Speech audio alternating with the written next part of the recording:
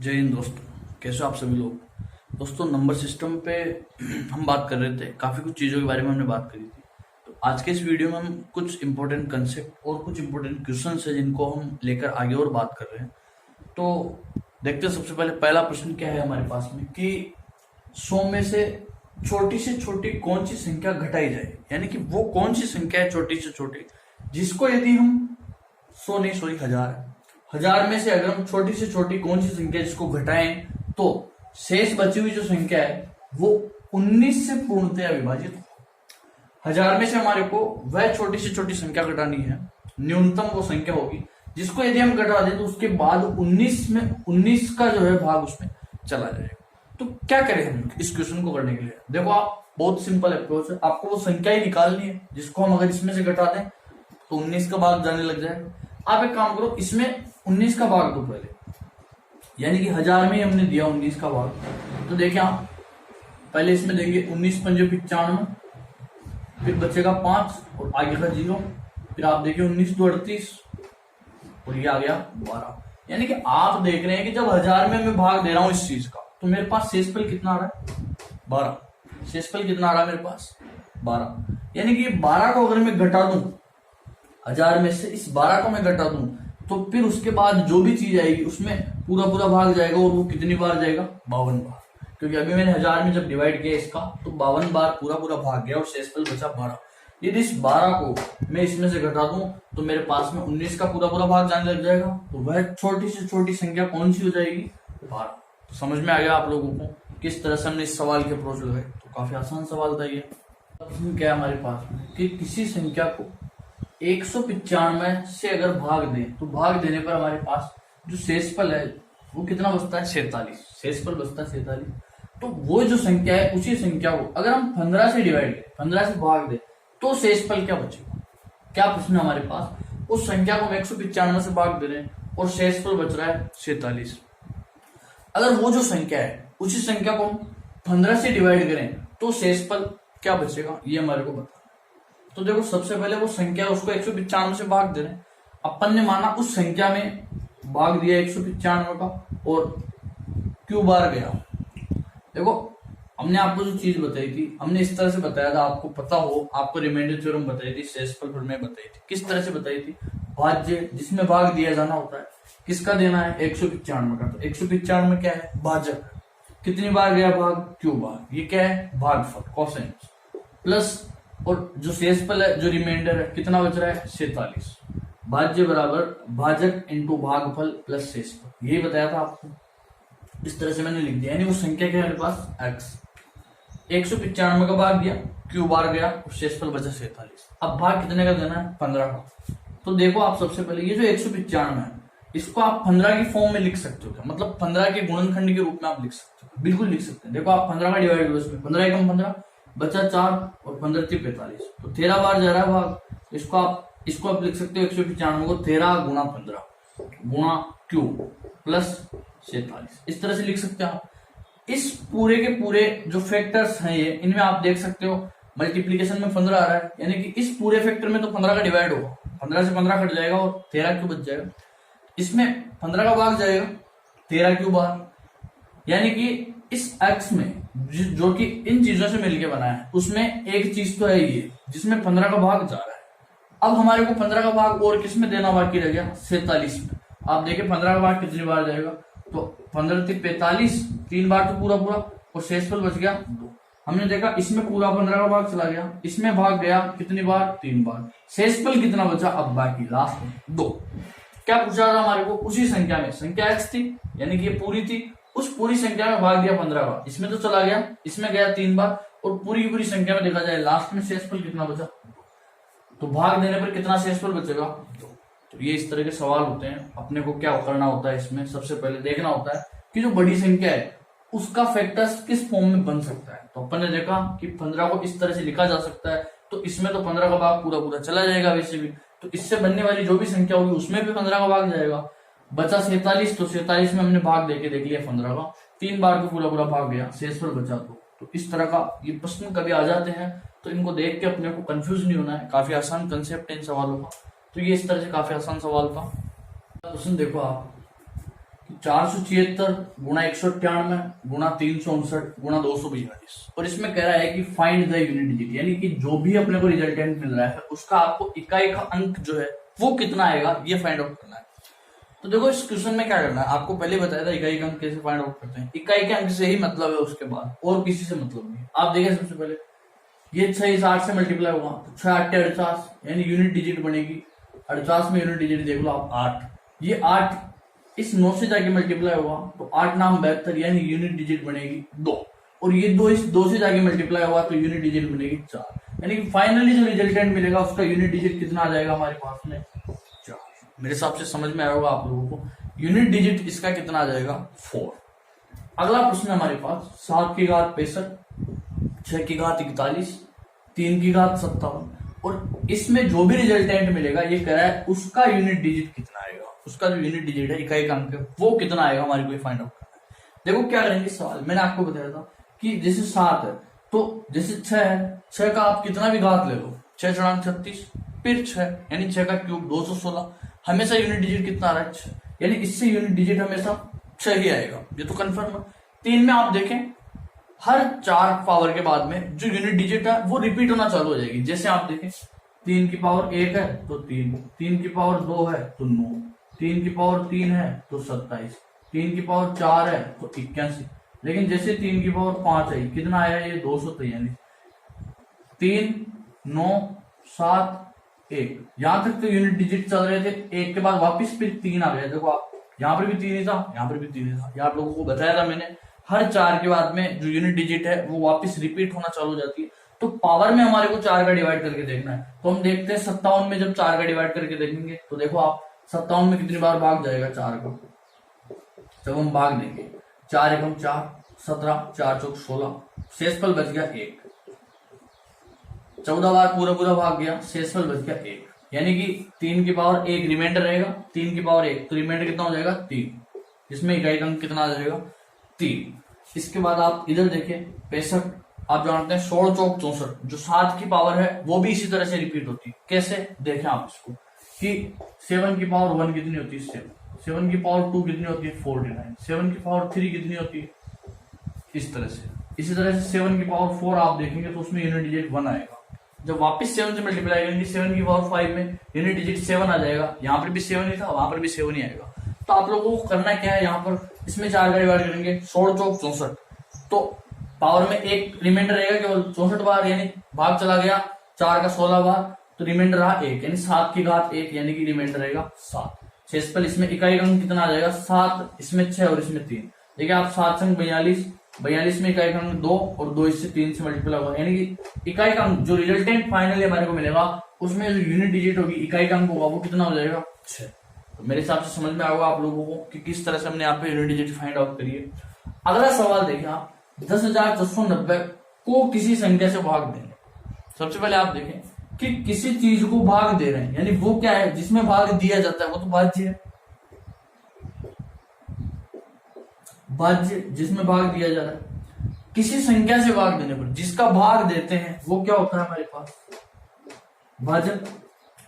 भाग दिया और भागफल कितना आया 73, यानी कि जितनी बार भाग जाता है वो भागफल जो कि क्या है हमारे पास में 73, और फिर जो कुछ बचता है शेषफल वो यहां आ जाता है। बात समझ में आ गई आप लोग, जिस संख्या में भाग देना वो भाज्य, जिसका भाग देना वो भाजक, जितनी बार गया वो भागफल, जो बच गया वो शेषफल। क्या पूछा है भाजक क्या, देखो आप भागफल भी दिया हुआ है हमारे को, शेषफल भी दिया हुआ हमारे को, और भाज्य भी दिया हुआ है। क्या ज्ञात करना है भाजक, और भाजक ही हमारे को फॉर्मूले में रखना है। देखिए भाज्य कितना है देखो 10,490, ये अपने पास भाजक है जो कि ज्ञात करना है, अभी करते हैं। इनटू भागफल कितनी बार भाग जा रहा है 73 बार, शेषफल कितना हमारे पास में 32। सबसे पहले ये दोनों चीजें मल्टीप्लीकेशन में इनको आप एज इट इज रहने दें, बिल्कुल भी डिस्टर्ब ना करें, प्लस के अंदर जो भी चीज है उसको आप उधर भेजें सबसे पहले। तो देखो 32 इधर आएगा, माइनस का हो जाएगा 10,490 है, इसमें से अपन 32 घटाना है, 10,490 32 जब घटाएंगे कितना आ जाएगा देखो आप 58 आ जाएगा। 10,490 में से 32 घटाएंगे 10,458 आ जाएगा, सही है बिल्कुल। और बराबर में अपने पास में ये भाजक और ये अपने पास में 73, ये इस तरह से आ जाएगा। जब 10,458 में हम 73 का डिवाइड करेंगे तो हमारे पास में क्या आ जाएगा, भाजक आ जाएगा। 10,458 है जिसमें हमारे को डिवाइड करना है 73 का, जिससे हमारे को भाजक मिल जाए। देखो आप यहाँ पर 10,458, इसमें डिवाइड किसका करना है, 73 का। देखो सबसे पहले 73 का भाग 106 में चला जाएगा एक बार। देखो 6 में से 3 गया 3, 10 में से 7 गया 3, 33, और यहाँ से 5 यहाँ लिख दो 335। फिर आगे कि अब भाग किसका दें, देखो आप 7×73 को आप देखिए सीधा सीधा 5 से मल्टीप्लाई करेंगे आप, 7×35 350 आ रहा है, 335 से काफी ज्यादा हो जाएगा। फिर आप देखिए एक कम करें, 4 बार दें, देखो 73 × 4 यानी 7 चौक 28, 280 समथिंग आएगा। तो आप एक काम करें 4 का डिवाइड करें, 4 बार गया, देखो 4 चली 12, 400 28 और 1 29, यह आ जाएगा हमारे पास 3 4, यह आ जाएगा 43 आ गया। अब देखो अगला अंक हमारे पास 438, अब किसका भाग दें, देखो आप 7×35 350 की समथिंग, थोड़ा और बढ़ाते हैं, 7 संग 42, 42 43 लगभग बराबर आ रहा है। आप 6 बार डिवाइड करें, 6 बार, 6 3 18 का 8 हासिल का 1, 6 7 42 और 1 23, देखो आप पूरा भाग चला गया, यानी कि 146 बार भाग गया, जो कि हमारे पास में क्या हो जाएगा, भाजक। देखिए 10,490 में हमारे को डिवाइड करना था, भाजक जो कि हमें ज्ञात नहीं था, ज्ञात करना था 146। 146 का भाग अगर हम इसमें दें कितनी बार जाएगा, 73 बार, जो कि भागफल दिया हुआ था। और शेषफल जो है हमारे पास में वो कितना था, शेषफल कितना था हमारे पास में 32। ये इस तरह से पूरा सवाल था जिसमें भागफल दिया हुआ था, शेषफल दिया हुआ था, भाज्य हमारे को दिया हुआ था, भाजक ज्ञात करना था। तो भाजक कितना आ गया 146, भाजक कितना आ जाएगा दोस्तों 146। 10,490 में भाग देना था, भागफल 73 आ रहा था, शेषफल 32 आ रहा था, पूछा था कि भाजक कितना है, यानी कि किससे हम डिवाइड करें, भाग किसका दें, तो 146 का भाग दो, बिल्कुल आपका आंसर आ जाएगा। तो ये इस तरह से सवाल था हमारा। प्रश्न हमारे पास में देखो क्या है कि 1 से 1/2, फिर 11 से 1/2, फिर 111 से 1/2, फिर 1111 से 1/2, इन सबको इन्होंने जोड़ा है और पूछा है कि बराबर में क्या मिलेगा, रिजल्टेंट हमारे को क्या मिलेगा। तो देखो इसमें क्या करना है हमारे को, सबसे पहले उस चीज को समझे आप। देखिए क्या करेंगे, ऐसे सवाल जब भी आ जाए उसमें क्या करना है हमारे को। देखो अगर यहाँ लिखा हुआ है 1 से 1/2, यानी कि आप इसको इस तरह के सवाल जब भी आए आप ये गलती कभी ना करें कि आप पहले इसको इससे मल्टीप्लाई करें फिर इसमें ऐड करें और जो भी ऑल ओवर आए उसको एक साधारण सरल बिंदु के रूप में लिखें। आप इस तरह का प्रश्न जब भी आए उसको मिश्र बिंदु में ही रहने दें। अगर आपने सोल्व कर दिया, क्योंकि यहाँ सबके नीचे में 2 है, आपको दिक्कत नहीं आएगी। लेकिन अगर कुछ और होगा और आप सवाल में उनको सोल्व कर दोगे तो बाद में आपको वैसे भी एलसीएम लेना पड़ेगा और काफी लंबा सवाल है। यहाँ लिखा हुआ है 1111 सही 1/2, इसका सीधा सीधा मतलब है 1111 अलग है और आधा उसमें ऐड हो रखा है। यही मतलब होता है किसी भी चीज में हम भाग दें, इतनी बार पूरा भाग चला गया, 1 शेषफल बच गया और 2 का भाग दिया था, इसका सीधा सीधा मतलब यही है कि आधा अलग है और जो सामने की संख्या है वो अलग है। इसको आप इस तरह से लिख सकते हैं कि 1 + 11 + 111 + 1111, ये लिख दिया हमने सबको, और प्लस साथ में जो भी एक्स्ट्रा भिन्न थी उनको आप इस तरह से लिख दें, आधा आधा आधा और आधा, ये 4 है, हाफ, इन चारों को आप एक साथ इधर एड में लिख दें, ये हाफ। यानी एडिशनल में जो भी चीजें हैं उन सबको आप साइड में एक्स्ट्रा में ऐड कर दें और जो मेन संख्याएं हैं जितनी बार भाग डिवाइड हुआ है उन सबको आप एक तरफ अलग से ऐड कर लें। ये जो चीजें हमारे पास इनको आप ऐड कर ले। सबसे पहले देखिए 1 और 1 2 और 1 3 और 1 4, फिर 1 और 1 2 और 1 3, 1 और 1 2 और ये 1, 1234 तो इनको ऐड करने में आ जाएगा और हाफ 4 बार ऐड होगा, 1 और 1, 1 और 1 2 और फाइनली हमारे पास रिजल्ट में कितना आ जाएगा 1234। ऑप्शन ए बिल्कुल सही हो जाएगा। ऐसे सवाल को करने में आप कभी भी ये गलती न करें, पहले 2 को इससे गुणा किया फिर इसमें 1 जोड़ा फिर ऊपर जो भी आया और नीचे 2 लिख दिया, ऐसे यहाँ करा यहाँ करा यहाँ करा फिर ऊपर वाले सबको जोड़ा फिर उनको जोड़ने के बाद 2 का उसमें भाग दें। इस तरह की गलती कभी नहीं करनी। जो भी एक्स्ट्रा चीजें हैं उनको आप अलग से ऐड कर लें और जो मुख्य चीजें हैं उनको आप अलग से ऐड कर लें और इस तरह से काफी जल्दी आपका क्वेश्चन सॉल्व हो जाएगा। अगला प्रश्न हमारे पास में 3/5 की पावर 3, 3/5 की पावर -6 और बराबर में दे रखा 3/5 की पावर 2x - 1, यानी कि इधर 3/5 की ये पावर 3/5 की पावर मल्टीप्लीकेशन में है दोनों, और 3/5 की पावर भी इधर। जाहिर सी बात है इधर जितनी 3/5 की पावर आएगी उधर ही उतनी आएगी, क्योंकि बराबर का चिन्ह बीच में। अगर ऐसा है तो x की वैल्यू हमारे को फाइंड आउट करनी है। देखो क्या इसका कंसेप्ट हो, मैं आपको बता देता हूँ। ये चीज मैंने आपको पहले ही बताई थी, अभी और बता देता हूँ। अगर आधार समान है तो जो घाते हैं बीच में गुणा का चिन्ह होने पर ये घाते ऐड हो जाएगी, जुड़ जाएगी। तो 3/5 यहाँ पर घात 3, यहाँ पर घात -6, ये ऐड हो जाएंगे, 3 और माइनस से ऐड हो जाएगा, और बराबर में है 3/5 की घात, बराबर में 3/5 की घात 2x - 1। इधर भी 3/5 की पावर है, इधर भी 3/5, तो ये पावर्स भी सेम होंगी। इसका मतलब तो 3 में से 6 जाएगा तो -3, और इधर 2x - 1। देखो 2x एज इट इज, ये -1 इधर आएगा तो प्लस का, -3 में से +1 तो माइनस का 2, x बराबर 2 से 2 कटेगा -1, यानी x बराबर कितना आ गया -1। तो विकल्प नंबर जो सी है, option number 3 is right answer. तो काफी आसान था ये सवाल। जब भी आपके पास आए आपको करना क्या है पहले, क्योंकि सीधा सोल्व नहीं होगा, सिंपली सोल्व नहीं होगा। देखो आप जब भी ऐसे सवाल को देखोगे ना, आपको एनालाइज करना है पहले कि इसको हम छोटे से छोटा किस तरह से बना सकते हैं। आप लोगों को उसको चीज को समझना पड़ेगा पहले, तब जाके ये चीज आसान होगी आपके लिए, सोल्व होगी। कैसे? अब बहुत से लोग इस तरह का क्वेश्चन देखते करते हैं, 1 2 एकम 2, फिर 1 फिर 3 दूनी 6, इस तरह से आप लिख तो दोगे, लेकिन फाइनली आप क्या करोगे? आप इस तरह की चीजें आती जाएगी सूत्रक मल्टीप्लिकेशन में, आपके पास फैक्टर्स बनते जाएंगे, फिर क्या करोगे आप, कैसे सोल्व करोगे इसको? तो इस तरह से हमारे को कभी नहीं करना। देखो हमारे को क्या इसको आसान बनाना है ताकि ये सोल्व हो जाए। हमारे पास काफी कम चीजें रहनी चाहिए जिनको हम सोल्व कर सके आसानी से। ये लिखा हुआ है 1 और 1 × 2, इसको लिखा इस फॉर्म में इसीलिए एग्जामिनर ने, एग्जामिनर चाहता तो ये भी लिख सकता था 1/2, 1/6, 1/12, और फिर इसको हम इस चीज में हमारे को लिखना पड़ता, 6 है इसको इस तरह से हमें लिखना पड़ता, यानी कि अंडरस्टूड था वो। तो इसलिए एग्जामिनर ने थोड़ा इजी करके दिया है हमारे को, इस तरह का क्वेश्चन दिया, इस पैटर्न में दिया। अब क्या करें हम इस क्वेश्चन में? तो देखो सबसे पहले इसको आप इस तरह से लिख सकते हैं 1/1 - 1/2। देखो इस तरह से जब भी लिखा हुआ है आप इस फॉर्म में लिखें उसको, इस तरह से आप उसको समझे। जैसे आपके पास लिखा हुआ है 1/4 × 5, इसको आप लिख सकते हैं 1/4 - 1/5।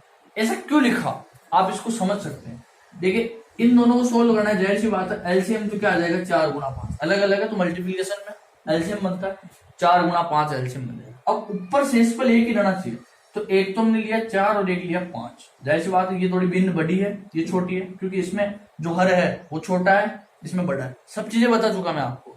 अगर हर बड़ा तो भिन्न छोटी, अगर हर छोटा तो भिन्न बड़ी, अंश बड़ा तो भिन्न बड़ी, अंश छोटा तो भिन्न छोटी। अंश इज प्रोपोर्शनल टू भिन्न, हर इज इनवर्सली प्रोपोर्शनल टू भिन्न। आपके पास नोमिनेटर और डिनोमिनेटर में क्या चीज है, दैट्स द मैटर। तो आप देखें यहाँ पर क्या लिखा हुआ है, 1/4 में से 1/5 घटाना है। देखो 5 इधर आएगा, 4 इधर आएगा, 5 में से 4 गया तो 1 तो ऊपर और नीचे एलसीएम में 5 × 4 आ गए आपके पास पूरी चीज। इसको आप इस तरह से लिख सकते हैं। फिर अब प्लस, ऐसे ही आप इस चीज को क्या लिख सकते हैं, देखो 1/2 - 1/2 लिख सकते हैं। प्लस इसको आप लिख सकते हैं 1/3 - 1/2 लिख सकते हैं। ये चीज चलती जाएगी। और आप इसको क्या लिख सकते हैं 1/99 - 1/8 लिख सकते हैं क्या? देखो आपको, आप इस चीज को देखोगे तो आप लोगों को एक चीज महसूस होगी, यहाँ पर एक चीज आप लोगों को दिख जाएगी। वो क्या है? देखो ये हाफ है माइनस का और ये हाफ है प्लस का, कट जाएगा। ये 1/3 है माइनस का और ये 1/3 है प्लस का, कट जाएगा। ये 1/4 है माइनस का और यहाँ जो 1/4 आने वाला है वो प्लस का, कट जाएगा। इस तरह से कटते चले जाएंगे और इसके जस्ट पहले वाला जो पद आएगा, यानी कि इसके जस्ट जो पहले वाला पद आएगा वो क्या आएगा, 1/98 × 99 ये आएगा। और इसको आप क्या लिख सकते हैं 1/98 - 1/99। तो देखो इस माइनस से ये प्लस वाला कट जाएगा, यानी कि यहां से शुरू हुआ कटना यहाँ तक ये सब कैंसल आउट होते जा चुके हैं। और ये लिखा हुआ है हमारे पास 1/1 माइनस, और ये क्या लिखा हुआ है 1/100। आप देखिए एलसीएम दोनों का कितना आ जाएगा, यहाँ पर 100, यहाँ तो आ जाएगा 100, और ये 100 एकम 100, यहाँ 100 में से 1 जाएगा तो 99/100 फाइनली आंसर हमारे पास रिजल्टेंट क्या मिल जाएगा, 99/100। तो काफी आसान सवाल था, बस एक इजी कंसेप्ट था जो हमारे को समझना था। तो इस तरह के सवाल जब भी आए कंफ्यूज ना हो, ये एक आसान सी ट्रिक थी जो मैंने आपको बता दी कि किस तरह से हम इनके फैक्टर्स करेंगे, टुकड़े करेंगे, बिन्नों में इनको तोड़ सकते हैं और इजी हो जाएगा हमारे लिए।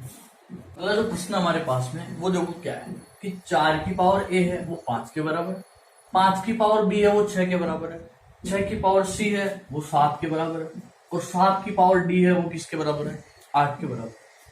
और फिर क्या पूछा देखो इसने, a into B into C into D का जो वैल्यू है वो कितना हुआ है। किस तरह का सवाल है। अगर आप ऐसे सवाल को सिंपली जब भी आप देखें, अगर आप सीधा सोल्व करने लग गए तो ये आपसे कभी सोल्व नहीं हो पाएगा।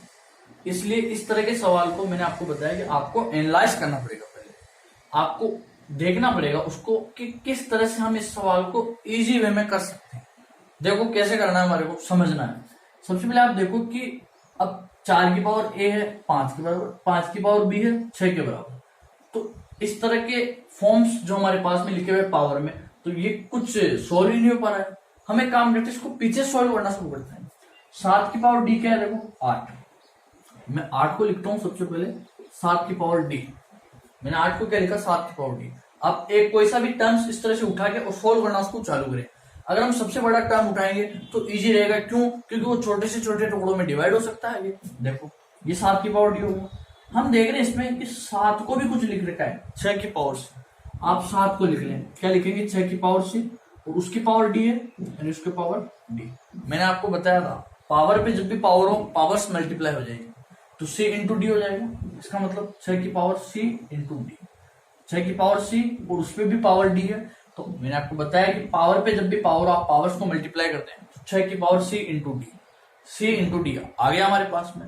हमारे को क्या चाहिए a into B into C into D. वहां तक भी चले जाएंगे अब तो इतनी चीज मिल गई। तो देखो क्या करें, 6 को भी इसने कुछ लिख रखा है, क्या लिख रखा है सर 5 की पावर b लिखे आप, 5 की पावर b और उसकी पावर कितनी है c into D.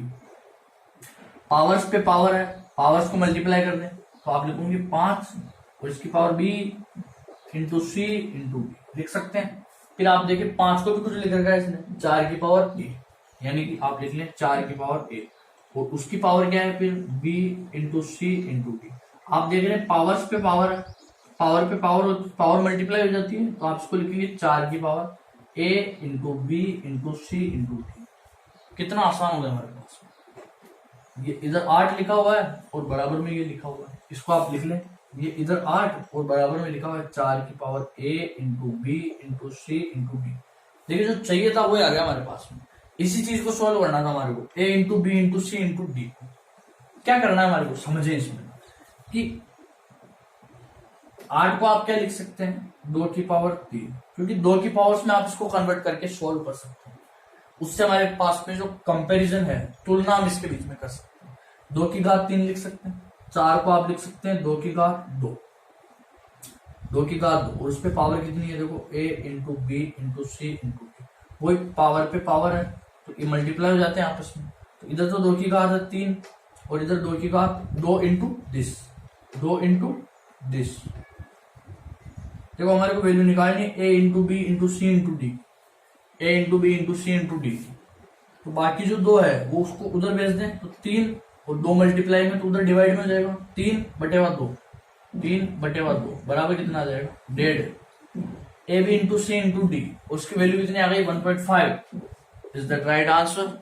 Option number 2 is correct. समझ में आ गया मेरे हिसाब से, काफी आसान सवाल था ये भी। देखो वापस एक बार उसी तरह का सवाल आ गया कि 1 में से घटा रहे हैं 1/2 का स्क्वायर यानी 1/4, फिर 1 में से 1/3 का स्क्वायर, 1 में से 1/4 का स्क्वायर और फिर 1 में से 1/20 का स्क्वायर हमारे को घटाना है।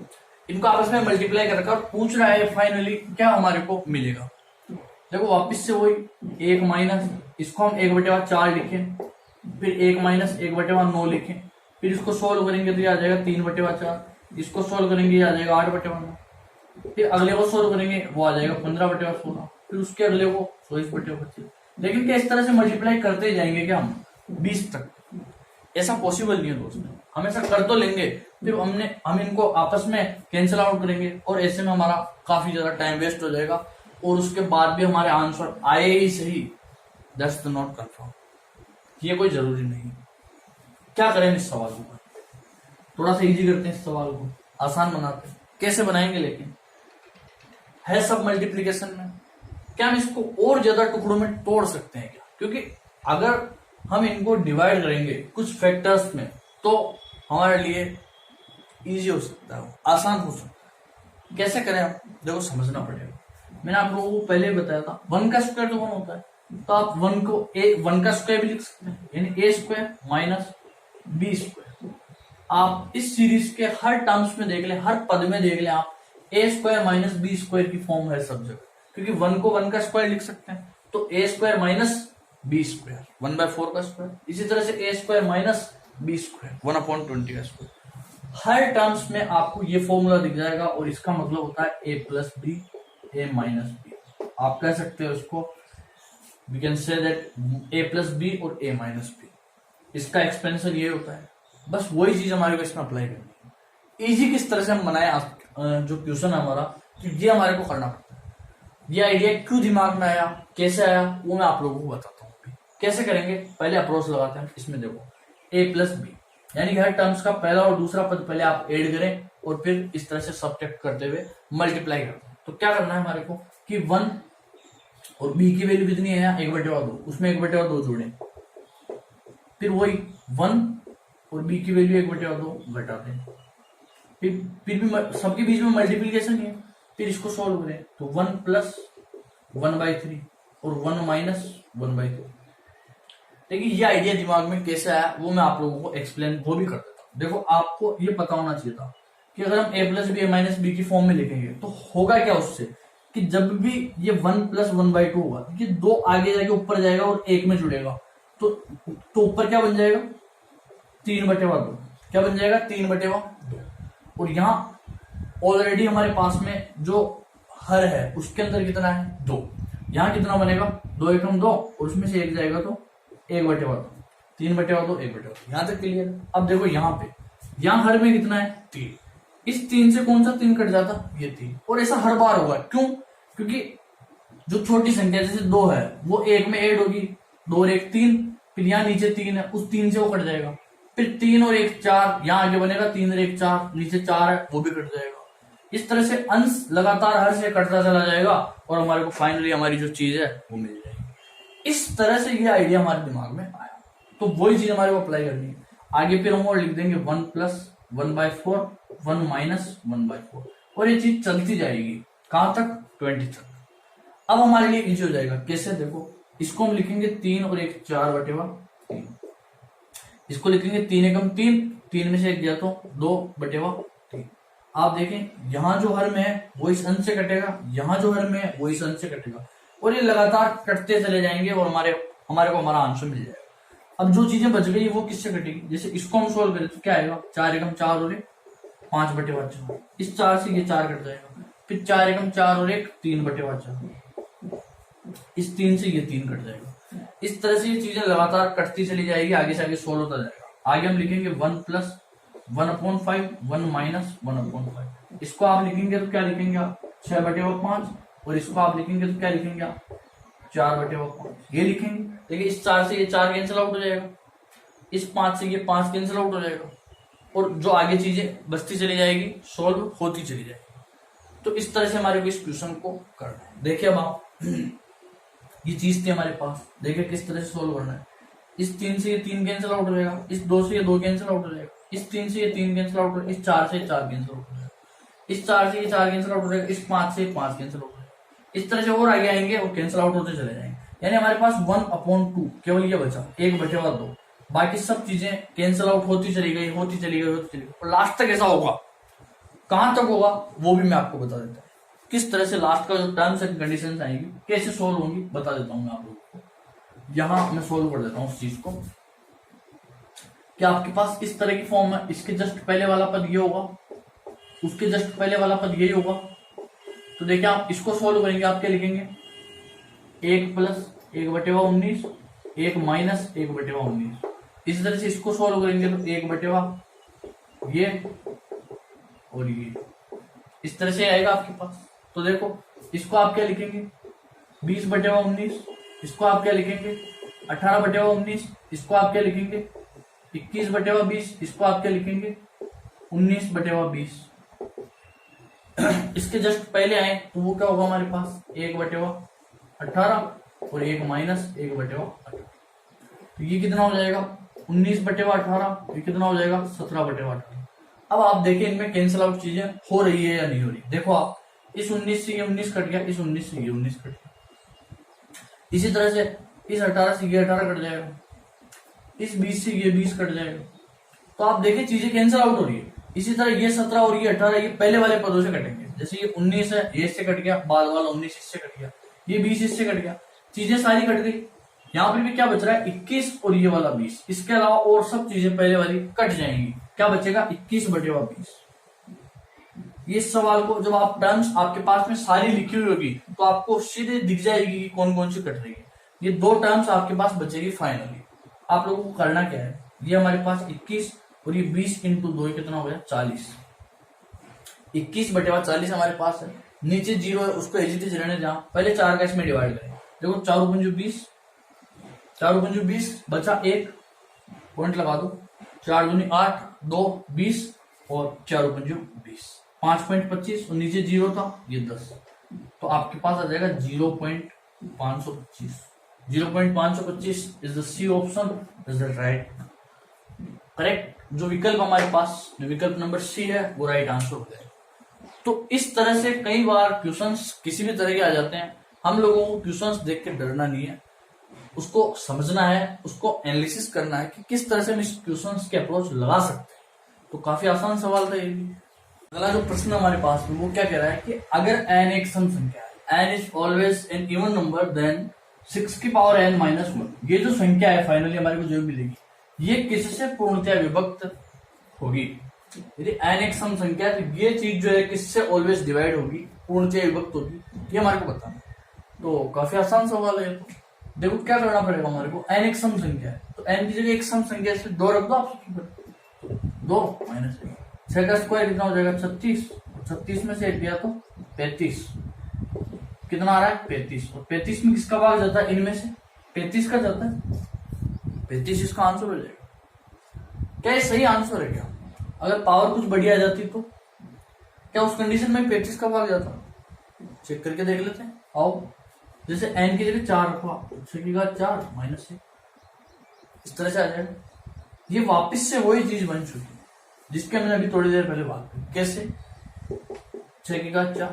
आप एक को भी लिख सकते हैं, 1 की घात 4 लिख सकते हैं, लिख सकते हैं।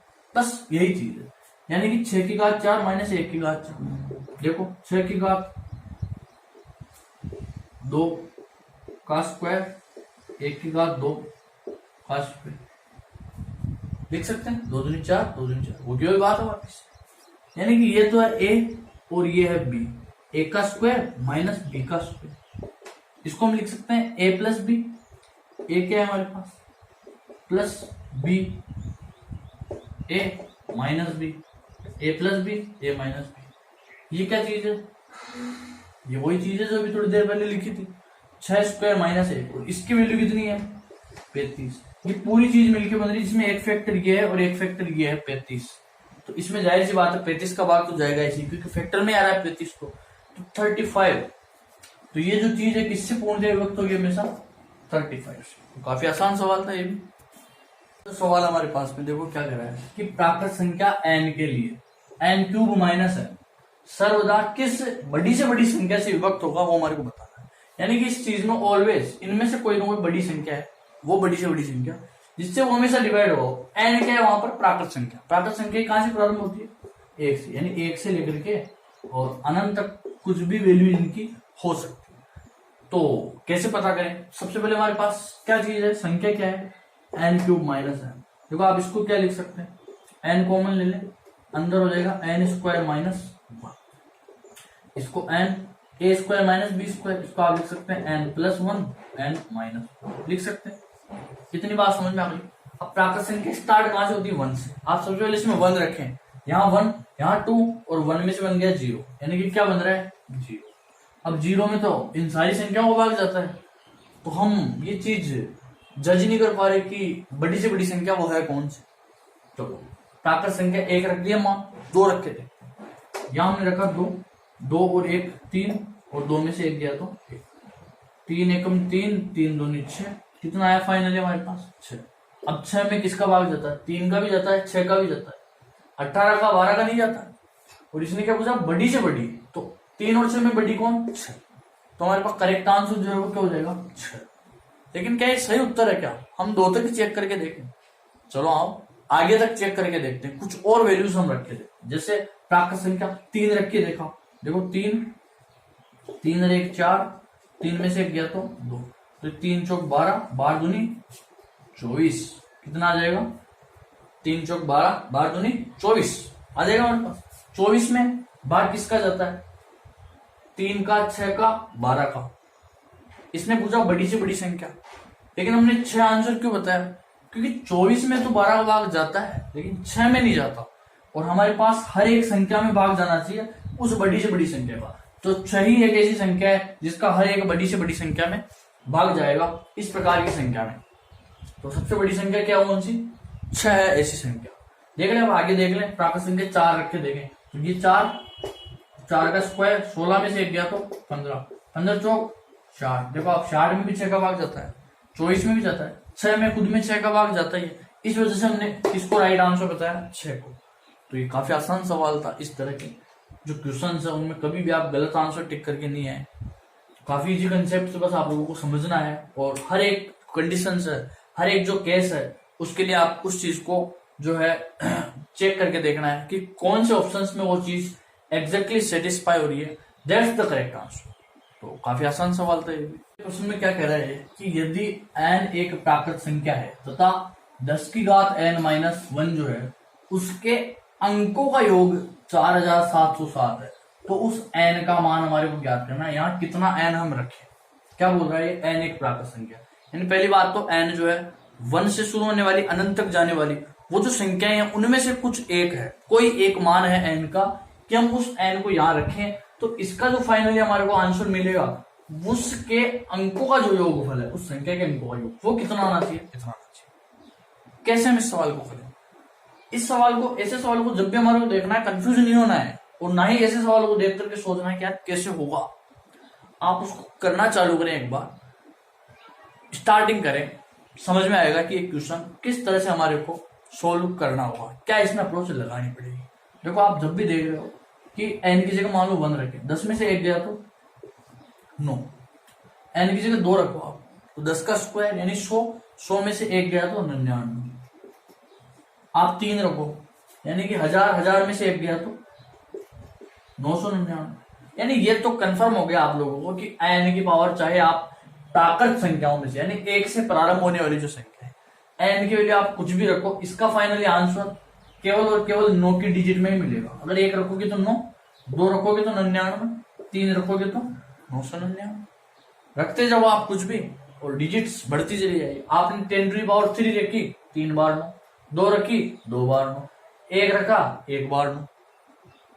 तो हम क्या करें यहाँ पर कि जो हमारे को रिजल्टेंट जो संख्या मिल रही है उसके जो अंक है वो 9 की पावर में मिल रहे, 9 ही मिल रहा है हमारे को केवल, हमेशा देखो आप इसमें 3 बार 9, इसमें 2 बार 9, तो इस तरह से n मिलता जाएगा। तो हम क्या करें, कोई एक ऐसी संख्या आएगी जिसमें 9 आएगा n बार, यानी कि अब इसके अंकों का योगफल करें तो 9 को 3 बार जोड़ना पड़ेगा, या हम कहते हैं कि 9 3 27, सीधा 9 को 3 से गुणा कर दो। तो एक ऐसी संख्या आएगी जिसमें 9 कितनी बार आएगा, n बार, यानी 9 को n बार जोड़ना है, और उन 9 को हम n बार जोड़ें यानी कि उसके अंकों का योगफल हम करें तो वो अंकों का योगफल कितना आना चाहिए, 4707। तो देखो आप n की वैल्यू 9 पंजे 45 बचे 2 20 और 9 दूनी 18 और 9 3 कितना आ गया 523, यानी कि आप 10 की घात 523 रखें, 10 की घात 2 रखी तो कितनी बार 9 आया था, 2 बार, 10 की घात 3 रखी तो 9 भी 3 बार आया, 10 की घात 523 रखे ताकि 9 भी कितनी बार आए 523 बार, और 523 बार जब 9 आएगा तो हम हर एक 9 को जोड़ देंगे, सारे अंकों का योगफल करेंगे तो कुल अंकों का योगफल 4707 आ जाएगा, जो कि हमारे को इस क्वेश्चन में रिक्वायर्ड है। तो n की वैल्यू पूछी थी कितनी आ गई 523। तो इस तरह के सवाल होंगे हमारे पास में एग्जाम में, कंपटीशन में काफी सवाल इस तरह के पूछ लेगा वो। जिनको हमारे को सोल्व करना होगा। तो ये कुछ सवाल है हमारे नंबर सिस्टम के, और काफी इंपॉर्टेंट सवाल थे ये कुछ, जिनके बारे में हमने बात करी। कुछ और सवाल होंगे जिनके बारे में भी हम बात करेंगे। मैंने आप लोगों को स्टार्टिंग में बताया था कि चीज तो कुछ बाकी हम लोग रखेंगे नहीं। ऐसा कोई क्वेश्चन नहीं होगा नंबर सिस्टम से जो बाद में सारा कुछ पढ़ने के बाद हमें नहीं आएगा। काफी कुछ चीजें हम नंबर सिस्टम के बारे में पढ़ चुके हैं, और काफी कुछ चीजें भी हम पढ़ रहे हैं, चल रही है हमारी, और काफी जल्दी हमारा एक टॉपिक भी जो है कंप्लीट होने वाला है। तो मेरे हिसाब से वीडियोज जो है आप लोगों को समझ में आ रही होगी, और क्वेश्चंस आप लोगों से होने लगे होंगे। नंबर सिस्टम में मेरे हिसाब से आप लोगों को दिक्कत नहीं आनी चाहिए। जितनी चीजों के बारे में हमने बात करी है, मेरे हिसाब से कहीं पर आपको डाउट नहीं रहना चाहिए। अगर आपको कोई भी डाउट रहता है तो आप लोग बेझिझक कमेंट करें मेरे को, ताकि मुझे भी कुछ नई चीज जानने को मिले। अगर आप लोगों को कुछ नया डाउट आता है इस तरह का, कुछ आप लोगों को जानना हो नई चीज, या कुछ भी क्वेरी हो, आप बिल्कुल कमेंट बॉक्स में कमेंट करें, जिससे हम सब लोगों के कुछ कंसेप्ट और मजबूत हों, क्लियर हों, नई चीजें हम लोग समझ सकें, हम लोग कुछ नया जाने। तो बस आप लोग जितना ज्यादा हो सके सपोर्ट करें, हेल्प करें, पूरी मदद करें, और आप लोगों का प्यार मिलता रहे बस। और वीडियोस लगातार आप लोगों के लिए अपलोड किए जाएंगे, और धीरे धीरे हमारा जो वीडियोस हैं उनके ड्यूरेशंस भी बढ़ते जा रहे हैं। हमारे जो वीडियो हैं पहले काफी कम टाइम के होते थे, तो उससे क्या है कि चीजें जो है वो क्लियर होती नहीं है जल्दी, काफी टाइम लग जाता है। तो इसलिए आप लोगों के लिए ये जो हमारी वीडियोज है उनकी ड्यूरेशन भी बढ़ाई गई है, और काफी टाइम इसमें जो है इन्वेस्ट किया जा रहा है, जिससे आप लोगों तो काफी ज्यादा मटेरियल जो है स्टडी का पहुंच सके। तो बस आप लोग वीडियोस को जितना ज्यादा हो सके लाइक करें, चैनल को सब्सक्राइब करें, शेयर करें जितना ज्यादा हो सके। अपने नजदीकी जो मित्र हैं, मिलने वाले हैं, और आप लोगों के जो कास्ट हैं, रिलेटिव्स हैं, जो कि कंपटीशन एग्जाम की तैयारी कर रहे हैं और वाकई में मैथमेटिक्स में कुछ नया करना चाहते हैं, या जो बेसिक्स चीजें हैं उनको समझना चाहते हैं, सीखना चाहते हैं मैथमेटिक्स को वाकई में, तो आप लोग उनको चैनल जितना ज्यादा हो सके सब्सक्राइब करें, शेयर करें, और बस आप लोगों का प्यार मिलता रहे। जय हिंद, जय भारत, वंदे मातरम।